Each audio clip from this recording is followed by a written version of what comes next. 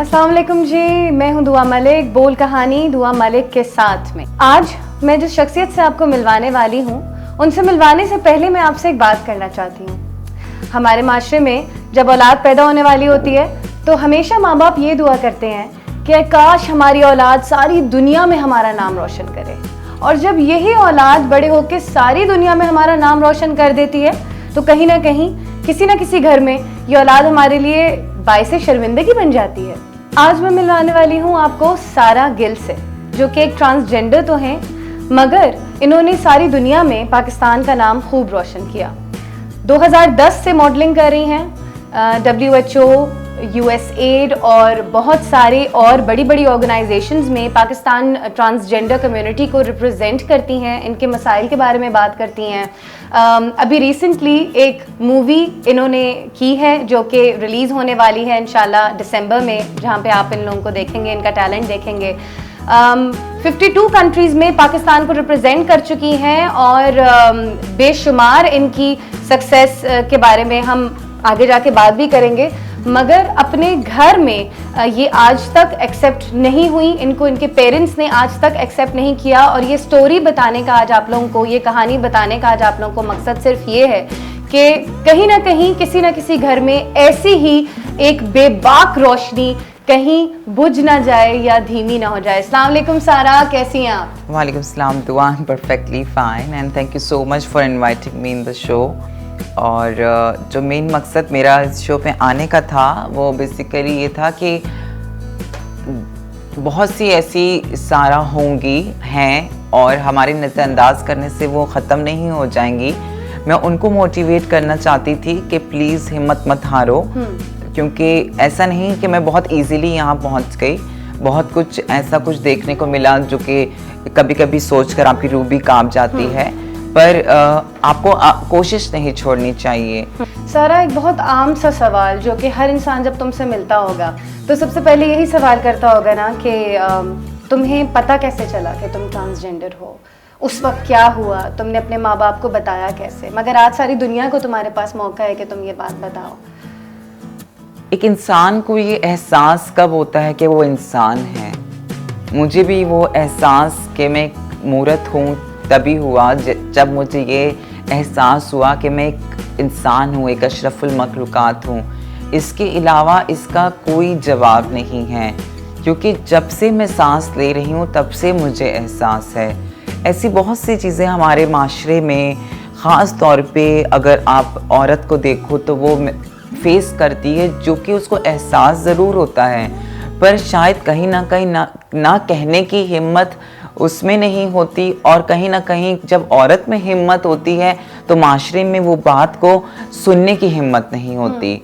मुझे मेरे अल्लाह से था कि ए अल्लाह, तूने मुझे बनाया है तो फिर मैं गलत कैसे हूँ? मैं एक बच्चे के जहन के अंदर ये नहीं होता कि वो लड़का बनेगा तो उसको ये फ़ायदे होंगे, लड़की बनेगी तो उसे ये फ़ायदे होंगे। वो नेचुरली एक स्टेट लेके पैदा होता है। मुझे लगा कि शायद जिस तरह से अल्लाह ताला इंसान के इम्तिहान, बेशक मेरा खालिक कोई गलती नहीं करता और मुझे इस बात पर पूरा एतबार है, शायद अल्लाह ताला कुछ लोगों के इम्तिहान लेने के लिए कुछ बच्चे गूंगे पैदा हो जाते हैं, कुछ बहरे पैदा हो जाते हैं, किसी के साथ कोई एब्नॉर्मलिटी हो जाती है। तो मुझे लगा शायद ये कोई इम्तिहान है। तो और मैं अकेली हूँ, मुझे नहीं पता था कि मेरी, क्योंकि मुझे तब तक खुद भी अंदाज़ा नहीं पता था कि जो रोड पे खड़ी हुई है उसका और मेरा शायद लेवल अलग हो सकता है, पर हम एक हैं। सारा, मुझे बताओ, जब तुम साइकोलॉजिस्ट के पास से घर गई, तुमने सबसे पहले बताने को हिम्मत किसके साथ की? माँ। फिर क्या हुआ? वो बहुत, मैंने जब ये बात की और साइकोलॉजिस्ट ने मुझे, फॉर्चुनेटली बहुत अच्छे इंसान मुझे मिले और उन्होंने मुझे जब ये बात बताई कि ऐसा इशू है और आपको अपने पेरेंट्स को लाना चाहिए, तो मैं अपनी माँ को लेकर गई और मैंने अपनी माँ को अंदर जाने तक कुछ नहीं बताया। और मेरी माँ को अंदाज़ा था। आपको क्या लगता है कि माँ बाप को पता नहीं होता? माँ बाप को सब पता होता है, पर तो फिर इस बारे में खुल के बात करते हुए झगड़ा पैदा क्यों होता है? बात नहीं होती। जिस तरह हमारे माशरे में बहुत सी ऐसी चीजें जो कि पता होती हैं कि एग्जिस्ट करती हैं पर बात नहीं होती। तो मेरी माँ को शायद अंदाजा था, पर जब वो अंदर से बाहर आई और जब उन्हें साइकोलॉजिस्ट ने मेरी कंडीशन बताई तो जिस तरह से वो रोई, जिस तरह से वो टूटी, वो दर्द उनको बहुत हुआ होगा पर मुझे बहुत ज़्यादा हुआ। और एक वक्त को मैंने अल्लाह से शिकायत की कि मुझे लड़का ही बना देते, ये सब क्यों? और अगर ऐसा ही था तो लड़की ही बना देते, ये सब क्यों? और मैंने अम्मी को बोला, अम्मी मैं पूरी कोशिश करूँगी, पर आप मुझे बताओ दुआ, आप पूरी ज़िंदगी क्या एक ऐसी चीज़ होने का प्रिटेंड कर सकती हो जो आप हो ही नहीं? एक्टिंग, लोग एक्ट्रेसेस एक्टिंग करती हैं, एक्टर्स एक्टिंग करते हैं 1 आवर 2 आवर 2 महीना 3 महीना, मुझे कह रहे हो कि पूरी ज़िंदगी एक्टिंग करो और ऐसी चीज़ की जो मैं हूँ ही नहीं। कैसे कैसे कर सकती थी मैं? नहीं हुआ मुझसे, मैं हार गई। घर क्यों छोड़ा सारा? बहुत मजबूर हो गई। क्या वक्त था, क्या वाकया था?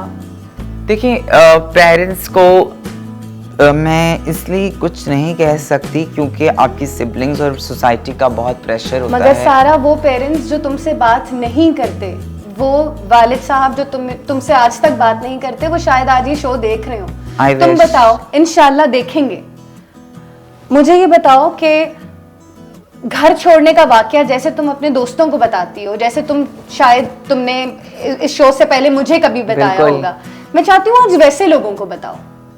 आप वो चीज़ महसूस पता नहीं कैसे करेंगे। मुझे पता है जब मैं घर से निकाली गई या छोड़ा गया, जो सिचुएशन उस वक्त थी, रात के कोई 3 साढ़े 3 बजे के टाइम थे, मुश्किल से 13-14 साल की मैं होंगी, 300-400 रुपये जेब पे होंगे और मेरे सर पे छत नहीं थी, कुछ नहीं था, मैं रोड पे खड़ी थी और मुझे खाना खाने के लिए, मुझे अपने सर पे छत रखने के लिए पता नहीं क्या क्या करना पड़ा। आज जब पीछे मुड़कर देखती हूँ तो हैरान होती हूँ कि और कैसे कर गई मैं, कैसे हो गया। मतलब क्या अगर मेरे माँ बाप उस वक्त मेरे साथ होते तो क्या मैं वो ठोकरे खाती? मुझे नहीं लगता मैं कहीं भी वो बात खुलकर बता पाऊंगी, एक्सेप्ट कर पाऊंगी जो मेरे साथ हुआ। आज बताओ, क्योंकि तुम उस बाप की बेटी हो जो आज शायद तुम्हें देख रहा हो। आज तुम वो बातें बताओ जो बताने का तुम्हें कभी मौका नहीं मिला। जब जेब में 400 450 थे, रात का 3 बज रहा था, एक 13 साल की बच्ची निकल के कहाँ गई थी? और वो कौन सी ठोकरें हैं जिनके बारे में तुम बात हमारे माशरे के अंदर ना लोग, सॉरी टू से, मैं मर्दों के खिलाफ नहीं हूँ, मैं ऐसा कुछ नहीं, पर 90% चीज़ें जो है वो मर्द बेस पे ट्रैकल सिस्टम है। ऐसे सोसाइटी में जहाँ मर्द छोटे बच्चों, 5-6 साल के बच्चों और जानवरों को नहीं छोड़ता, उसमें आप इमेजिन करें कि 13-14 साल की बंदी बाहर खड़ी है रोड पे 3 बजे और वो ढूंढ रही है कि कोई मुझे घर पे सोने की जगह दे। लोगों ने घर पे सोने की जगह ज़रूर दी, पर किन बुनियादों, किन शर्तों, क्या क्या चीज़ों पर दी, वो बहुत दर्दनाक है, वो बहुत खौफनाक है। हमारा माशरा, हमारा क्या ये माशरा बच्चों के लिए, औरतों के लिए, लड़कियों के लिए भी इतना महफूज नहीं हुआ कि आप रात में इमेजिन करें। मुझे नहीं पता मैंने कैसे सरवाइव किया। मुझे लगता है कि शायद मैं वो ज़िंदगी ख़त्म, उस वक्त कितने ख़यालात तो ये आते थे कि क्यों ना मैं अपने को मार दूं। कितने ख़यालात ये सोच कर अभी भी आते हैं। उस लाइफ को सोच कर मैं रात में उठ जाती हूँ कि अगर मेरी वो चीज़ें, मेरी वो बातें कहीं फिर से मुझे उस राह में ना ले जाएं, कहीं मुझे फिर से कभी अगर सड़क पे उस वक्त निकाल दी गई तो क्या होगा। मुझे ये होता है कि कितने बच्चे, यार अपने बच्चों को तुम लोग कैसे निकाल सकते हो? सोचो तो सही। क्या जिन लोगों की, जैसे तुमने बोला कि मेरे पास सोने की जगह नहीं थी और लोगों ने मुझे सोने की जगह भी दी, मगर किन डिमांड्स पे? अगर तुम उन डिमांड्स के ऊपर उतरी हो पूरी 13 साल की उम्र में, तो क्या तुम ये सोचती हो कि मुझे ये सब कुछ ना करना पड़ता अगर मेरा बाप मुझे घर पे रख लेता? बिल्कुल, मैं देखें किसी चीज़ के ख़िलाफ़ नहीं हूँ। मेरी कम्युनिटी का मेन सोर्स ऑफ अर्निंग बेगरिंग या फिर डांस फंक्शंस है, पर मुझे नहीं नाचना था, मुझे नाचना ही नहीं था। I regret it. मैं कैसे वो चीज़, कैसे वो वक्त चेंज करके उस चीज़ को रिवाइंड करूं। मुझे नहीं जाना था। मैं बहुत कुछ करना चाहती थी, अभी भी कर रही हूँ, पर बहुत कुछ करना चाहती थी। जैसे आप बात करो पार्लियामेंट में सीट आ रही, प्रोविंशियल असेंबली में सीट्स आ रही हैं, मैं अपनी कम्युनिटी के लिए ये करना चाहती थी, पर मेरी वो चीज़ें, वो वीडियोस, मेरा वो पास मुझे हॉन्ट करता है। दे हॉन्ट मी। जब मैं कहीं आज से 5 साल बाद बहुत सक्सेसफुल फोरम में बैठी होंगी और मेरे एक जवाब में या एक चीज़ में कोई भी मेरी वो वीडियो या वो चीज़ जो लोग नहीं समझते मैंने क्यों किया, पर वो वीडियो चलाएंगे कि मैं नाच रही थी, लोग क्या सोचेंगे, मैं क्या सोचती हूँ, किसी ने ये महसूस किया है? मैं एक मेडिकल स्टूडेंट हूँ, एक MBBS की स्टूडेंट हूँ, उसके बावजूद मैंने ये सब कुछ देखा है। मेरे बाप को मुझसे शर्मिंदगी होती है कि उसके रिलेटिव्स ये बोलते हैं, किसी ने ये सोचा कि इस बंदी को करते हुए कितनी शर्मिंदगी होती है? कोई ये तो, अरे लोगों को पसंद होगा, मुझे नहीं, मैं सबकी बात नहीं, मैं अपनी। और अगर मैं ऐसा सोचती हूँ ना, तो ऐसी बहुत सी ट्रांसजेंडर्स होंगी जो ये नहीं करना चाहती, जो ये बिल्कुल नहीं करना चाहती। नहीं नाचना है हमें यार, हमें मजबूर क्यों कर रहे हो? मत निकालो हम लोगों को, हम पढ़ना चाहती हैं, हम बहुत कुछ कर सकती हैं। आप सोसाइटी के अंदर इन चीज़ों की वजह से कोई भी दोस्त हमारा, मेल फ्रेंड्स, फीमेल बहुत बेटर हो जाती हैं, फिर भी मेल फ्रेंड्स या फीमेल फ्रेंड्स फिर भी कहीं ना कहीं शर्म महसूस करते हैं किसी मॉल में हमारे साथ जाते हुए। वो लुक्स की वजह से नहीं करते, वो एक तो कि माशरा क्या सोचेगा, और यार ये तो डांस करती है, ये तो नाचती है, किसी लाइक कम टू अस, बैठो हमारे साथ, पूछो तो सही क्या हुआ। सारा, जब तुम पहली जाहिर है इस कम्युनिटी में मखसूस अल्फाज होते हैं जो कि नॉर्मल लोगों को समझ भी नहीं आते हैं, जो इस कम्युनिटी से लोग बाहर होते हैं उनको समझ भी नहीं आते, जैसे मूरत तुमने कहा, जो बाकी दूसरे अल्फाज होते हैं जो अवाम जैसे बुलाती है, पुकारती है, वो बहुत ज़्यादा बुरे लगते हैं तुम लोगों को, दर्द देते हैं। एक बाइज्जत लफ्ज़ जो कि तुम कहती हो, एक अच्छी उर्दू में जो लफ्ज़ होता है वो मूरत होता है, राइट? बिल्कुल इसी तरह एक और चीज़ होती है गुरु, जो कि आई थिंक लीडर होता है, ट्रांसजेंडर्स का एक लीडर होता है। पहली दफ़ा तुम किस गुरु को मिली, उसके साथ तुम्हारा क्या सिलसिला रहा, कैसा एक्सपीरियंस रहा, और वहाँ से निकल के आज तुम यहाँ तक सारा कैसे आई हो? शायद कहते हैं ना कि कहीं ना कहीं अल्लाह ताला देख रहे होते हैं, तो उस वक्त शायद मेरा दर्द बहुत ज़्यादा था, तो अल्लाह को महसूस हुआ और मुझे अपॉर्चुनिटी मिली NGOs की तरफ से, यहाँ वहाँ, तो मैं आज यहाँ बैठी हूँ। मैंने सर्वाइव शायद कहीं ना कहीं कर लिया, पर सब इतनी लकी नहीं होती। गुरु चेला एक सिस्टम है मेरी कम्युनिटी का। देखिए, अच्छाई बुराई हर जगह होती है, ये पेरेंट टीचर टाइप रिलेशनशिप है, और गुरु चेला। पर पेरेंट्स और बच्चों के बीच में भी मुखालफात हो जाते हैं। माँ बाप जो बोलते हैं, ज़रूरी नहीं कि हर बच्चा वो सारी बात माने और बच्चा हर वक्त सही हो। सेम हैपन थिंग विद गुरु। जब मैं निकली, जो मेरा पर्सनल एक्सपीरियंस था, वो एक्चुअली मुझे समझ ही नहीं आया। मतलब कहते हैं ना कि ज़िंदगी बस, मुझे बस जीना था, कि किसी भी तरह बस जीना था। मैं कॉम्प्रोमाइज करती गई। ऐसा भी हुआ, दिन बोला गया तो दिन मान लिया गया, रात बोला गया तो रात मान लिया गया, कि एटलीस्ट जिंदा तो हूँ। तुम्हें सिर्फ छत और रोटी का आसरा मुझे सिर्फ उस वक्त तो सिर्फ यही चाहिए था, कि सिर्फ मैं इतना कमा लूं कि मैं अपने आप को बचा लूं। तो उस वक्त लोगों ने, मैं नहीं कहूँगी मिसयूज़ किया, लोगों ने अपने फ़ायदे देखे, मैंने भी फ़ायदा देखा ना, कि रोटी दे रही हैं, छत दे रहे हैं, चलो हो जाता है। पर बोलना हर किसी के बस की बात भी नहीं। ये बोलना कि मेरे साथ गलत हो रहा है, बहुत कम लोग बोलते हैं। तो अच्छी थी जो थी, मैं उनकी बुराई नहीं करना चाहती, उन्होंने उस वक्त संभाल लिया, पर वो भी मुझे वही सिखा सकती थी ना जो इस कम्युनिटी में चल रहा था। वो भी मुझे वही ओल्ड वेज या जो उनके तरीके थे कमाने के, रहने के, जिंदगी गुजारने के, वो मुझे उन्हीं तरीकों में चलाना चाहती थी। सारा, इस कम्युनिटी में कमाने का एक तरीका ह्यूमन ट्रैफिकिंग भी है। बिल्कुल। और बड़ी इनके अंदर एक मुअज़्ज़बाना तरीके से ह्यूमन ट्रैफिकिंग होती है। किस तरीके से होती है, क्या सिलसिला होता है? देखिए, अभी रिसेंटली एक बच्चा ही मैं कहूँगी, उससे भी मैंने सेव किया। इवन मैंने अभी वो बहुत प्रॉब्लम में था, उसने मुझसे हेल्प मांगी, और इवन उसने मुझे, ऐसा नहीं कि मैंने कुछ अपने पर्सनली, हम दोनों ने मिलकर उसके जो पैसे थे वो अरेंज करके उसको वहाँ से फ्री किया, बिकॉज मेरी ऐसी सोच नहीं है। हमारे यहाँ एक सिस्टम है कि लेट्स सपोज मैं सारा हूँ और लेट्स सपोज आपने मुझे शो पे बुलाया है और मैं वर्ल्ड में जाती हूँ, मेरा नाम है, मैं किसी की चेला हूँ। अब किसी और ने बोला कि इस बंदी का इतना नाम है या ये दिखने में प्यारी है, उन्होंने अपने थिंकिंग में क्या सोचा, उन्होंने बोला ये चेला मुझे दे दो। तो मेरी गुरु ने लेट्स सपोज मुझे बेच दिया, उन्होंने बोला ये चाहिए, मैं 3 लाख में बेचती हूँ, 4 में बेचती हूँ।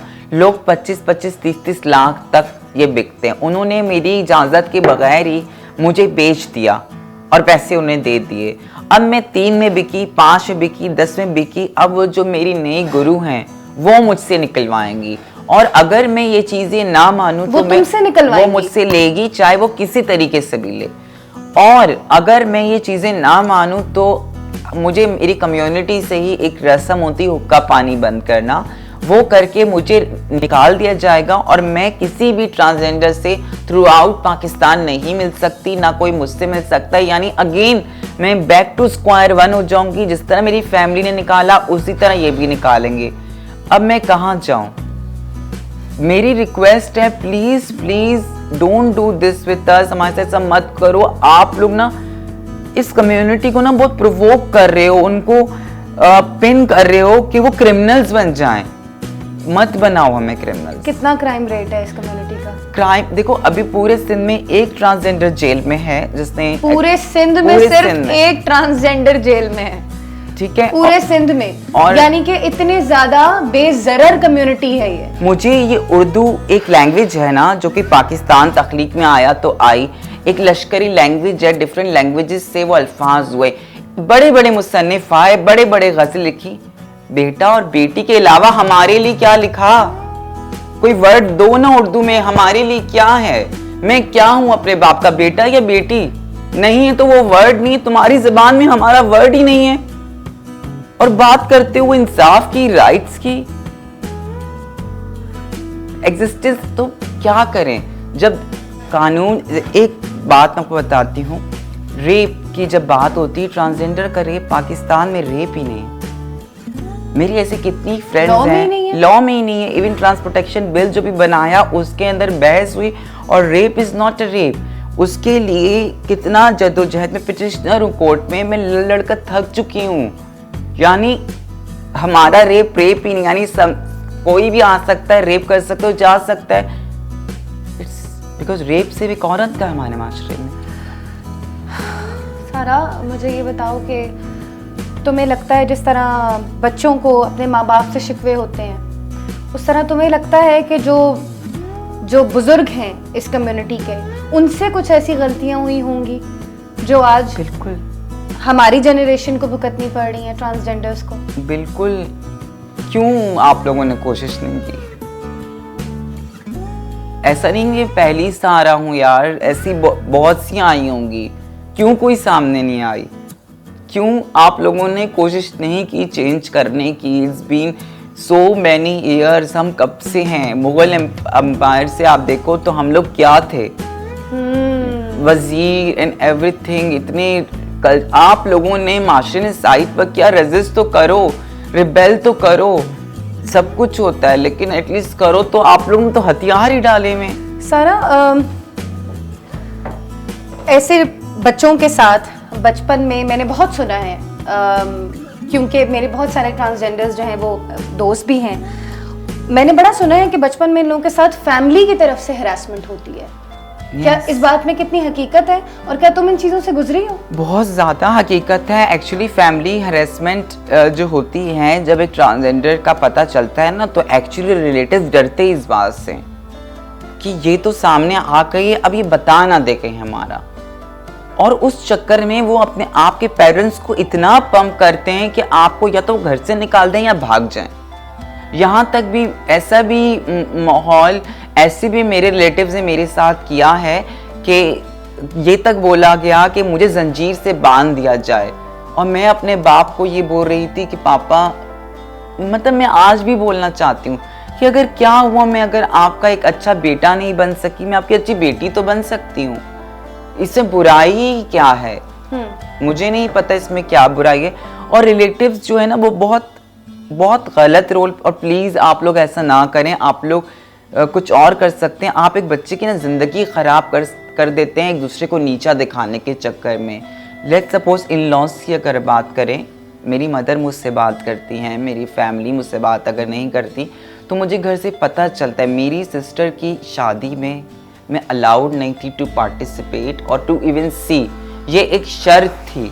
कितना पेनफुल था मेरे लिए अपनी बहन को जाते देखना, और शादी के बाद उसको सिर्फ मेरे जेंडर की वजह से क्रिटिसाइज किया गया। उसके साथ जो बिहेवियर किया गया वो बहुत बुरा था। अब कैसे चल रही है उसकी शादी? It's ended because of lot of things and the end is this कि ये ट्रांसजेंडर है ना, कि इसका भाई इसके घर में एक ट्रांसजेंडर है, इसलिए तलाक दे दी गई। घर का खुला, मेरी लेट्स सपोज मुझे मेरी मदर के थ्रू जो पता चला गया कि माय सिस्टर वेंट, बिकॉज उस पर इतना जुल्म था कि मेरी माँ ने अलाउ नहीं किया और कि वो बर्दाश्त कर सके। वो बच्ची थी, शी वाज अंडर एज। मेरे जेंडर की प्रेशर की वजह से शादी कर दी गई। इन लॉज ऐसे लेते हैं ट्रांसजेंडर्स के सिबलिंग्स को फॉर ग्रांटेड, तो उन्होंने सोचा जो करेंगे तो सहेगी, पर फॉर व्हाट रीजंस। और आपने मुझे ये भी बताया कि कोर्ट में जाके ये कहा गया कि इनके घर का माहौल ख़राब है। हालांकि मैं जाती नहीं हूँ, पर क्योंकि इनके घर पे एक ट्रांस है तो इनका घर का माहौल ख़राब है। मतलब क्या ख़राब है? सारा अम्मी कितने प्रेशर से तुमसे छुप के बात करती हैं? अम्मी बहुत छुप कर बात करती हैं। मेरे पापा को भी नहीं पता, किसी को नहीं पता, पर कहते हैं ना माँ माँ होती है, तो माँ माँ होती है। मैं actually I am here to, मुझे सच में माँ ने बहुत प्यार किया, पर मुझे मेरा बाप चाहिए था। बाप एक ना प्रोटेक्शन होता है। बाप का साया आपके सर पर ना, आप महफूज फील करते हो। आपको लगता है आपको कोई हाथ नहीं लगा सकता, चाहे आप जितने भी ब्रेव हो। पर मुझे वो मेरा बाप छीना मेरे रिलेटिव्स ने, तो मुझे एक्चुअली वो चाहिए था। सारा, तुम्हारा ये कहना है कि तुम्हारा बाप तुम्हारे रिलेटिव्स ने छीना? बिल्कुल। मगर हम तो सारी जिंदगी ये सुनते आए हैं कि जो तुम्हारा है उसको जाने दो, अगर वो वाकई तुम्हारा हुआ तो वो तुम्हारे पास ही रहेगा। क्या पता वो क्या रिलेटिव्स एक बहाना थे? मजबूरी थी, बिकॉज मैंने ना खुद इतनी चीज़ें देखी, तो मैंने ना बेचारगी या मैंने मजबूरीपन को ना महसूस किया है। मेरा बाप मुझसे कह नहीं सकता, बोल नहीं सकता, बात नहीं कर सकता, पर मुझे पता है कि वो किस जगह, जब मैं आज तक नहीं भूल पाई, वो नहीं भूल पाया, तो मुझे कहना है पापा प्लीज़ आप आओ, बाहर आओ। आप मुझे एक्सेप्ट करोगे ना, मैं और आगे जाऊंगी। आप एक्सेप्ट करोगे, कितनी बच्चों को उनके माँ बाप शायद एक्सेप्ट कर लें। सारा, अगर वो बाप का साया तुम्हें मिल भी जाए तो आज कैसी प्रोटेक्शन मिलेगी? क्या महसूस कर लोगी? बाप वापस आ भी जाए तो क्या? तुमने कहा बाप एक सायादार दरख्त होता है या प्रोटेक्शन होता है। आज तो सारा बड़ी हो गई, अब उसको कैसी प्रोटेक्शन चाहिए? उसको प्रोटेक्शन चाहिए या उसको प्यार चाहिए? कभी कभी ना आप बहुत कुछ फेस कर जाते हो, लेकिन आप ना गले लगकर से बताना चाहते हो कि क्या कुछ हुआ, वो बहुत ज़रूरी हो जाता है। तो मैं अपने बाप को बताना चाहती हूँ कि देखो, मुझे नहीं पता कि मेरे रिलेटिव्स ने जो वीडियोस जिनसे मुझे इतना प्रॉब्लम है वो मेरे फादर तक को दिखाई होंगी। मैं अपने बाप से गले लगकर वो बताना चाहती हूँ, पापा वो क्यों हुआ, कैसे हुआ। मैं वो सब चीज़ें चेंज करना चाहती हूँ। कल मैं डॉक्टर बनूँ, मैं अपने पेशेंट्स के साथ वो इक्वेशन चाहती हूँ कि मेरी रिस्पेक्ट हो, मैंने अपनी डिग्री के लिए जो कुछ किया उसके लिए मुझे क्रिटिसाइज किया जाएगा, लेकिन कोई भी ये नहीं सोचेगा कि कैसे किया होगा इसने। सारा, अगर आज तुम्हें मौका मिले कि स्क्रीन पे देख के बताओ अपने पापा को कि वो वीडियोस जो तुम्हारी फैमिली ने उनको भेजी थी वो कैसे बनाई गई और वो सब कुछ तुमने क्यों किया, अपने अब्बू से जो बात करनी है आज देख के करो। मैं पूरी कोशिश करूंगी इंशाल्लाह कि वीडियो उन तक पहुंचे। इट्स जस्ट कि समटाइम आपको पता होता है कि आप कुछ चीज़ें गलत कर जाते हो या गलत कर रहे होते हो या अनएथिकल होते हो, पर आपके पास ना रास्ता नहीं होता। मैं किसी का लेट्स सपोज सरवाइव करने के लिए कत्ल करके अंदर जाती तो मैं वो चीज़ एक कातिल हो जाती। मेरे जहन में ये जुर्म था, मुझे नहीं पता था कि कत्ल से बड़ा जुर्म ये है। मुझे पता है कि बहुत कुछ हुआ होगा, बहुत चीज़ें दिखाई गई होंगी, बहुत चीज़ों पर जिनसे मैं शर्मिंदा हूँ वो शर्मिंदा हुए होंगे देखकर, पर पापा मैंने सिर्फ जिंदा रहने के लिए किया।